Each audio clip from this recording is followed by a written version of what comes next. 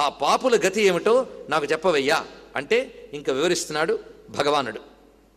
వక్షేహం శృణు పక్షీంద్ర, చెప్తున్నాను విని, యమ మార్గం ఎలా ఉంటుందో.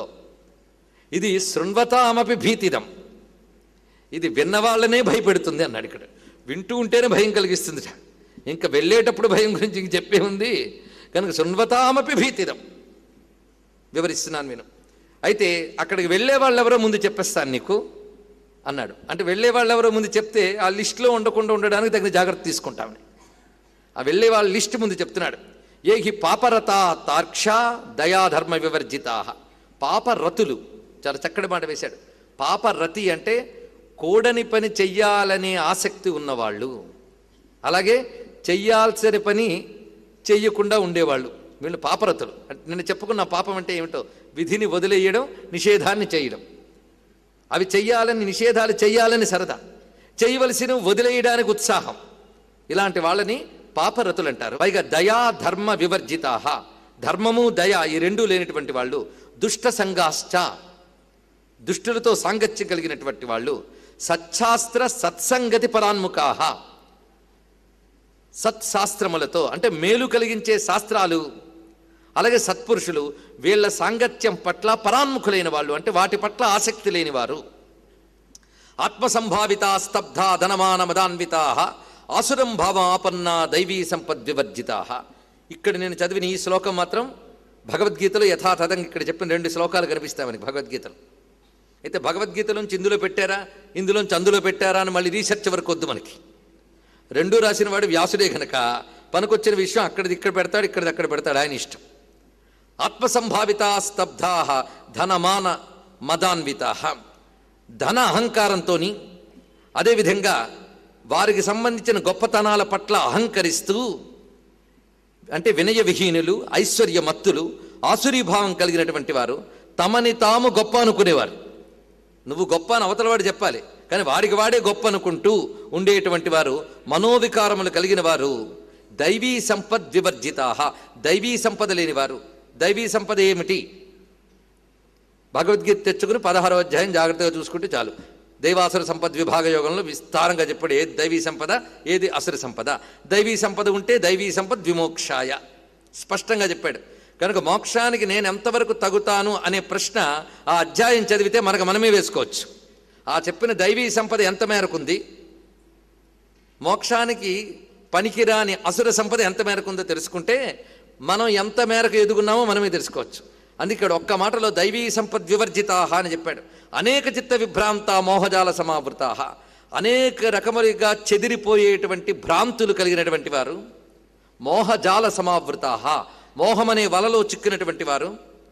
ప్రసక్తా కామభోగేషు, నిరంతరం కోరికలు తీర్చుకోవడం అనే దానిలో పడినటువంటి వారు. పతంతి నరకే అశుచౌ, అశుచి అయినటువంటి నరకంలో పడతారు సుమా. ఇప్పుడు చివరి 2 శ్లోకములు భగవద్గీతలో కూడా చెప్పబడుతున్నాయి. ఏ నరా జ్ఞానశీలాశ్చ తేయాంతి పరమాంగతిం పాపశీలా నరాయాంతి దుఃఖేన యమయాతనాం. జ్ఞానశీలులైన వారు పరమగతిని చేరుకుంటే, పాపశీలులైన వారు ఈ దుఃఖగతిని చేరుకుంటున్నారు. అంతేకాదు పాపులకి ఈ పారలౌకికంగా నరక బాధ ఎంత ఉంటుందో ఐహికంగా కూడా దుఃఖాలు అంత కలుగుతాయి సుమా అన్నాడు. ఇదొక చిత్రమైన మాట. ఐహికంగా దుఃఖాలు కలుగుతూ ఉంటాయి.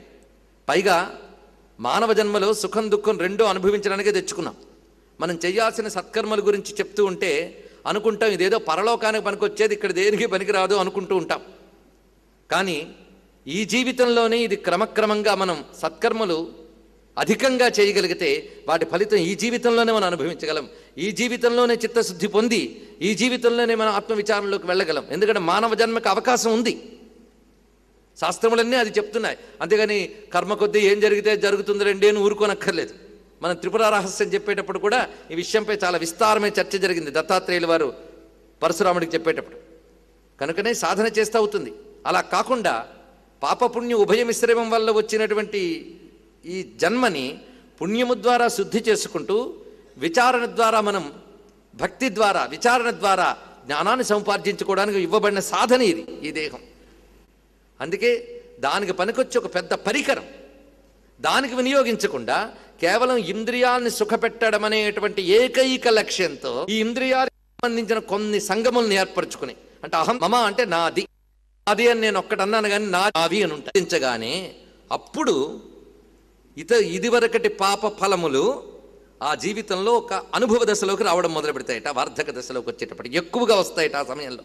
కనుకనే సుకృతం దుష్కృతం వాపి భుక్త్వా పూర్వం యథార్జితం కర్మయోగా తదా తస్య కశ్చిద్ వ్యాధి ప్రజాయతే. వార్ధక దశలోకి ప్రవేశించేటప్పటికి వాడి యొక్క ఇదివరకు కర్మయోగము వల్ల క్రమక్రమంగా శరీరంలో వ్యాధులు కలుగుతాయి. సమయంలో వార్ధక్యం శరీరాన్ని క్షీణింపజేస్తుంది, తీసుకువెళ్ళవలసిన సమయం వచ్చినప్పుడు తీసుకువెళ్తుంది.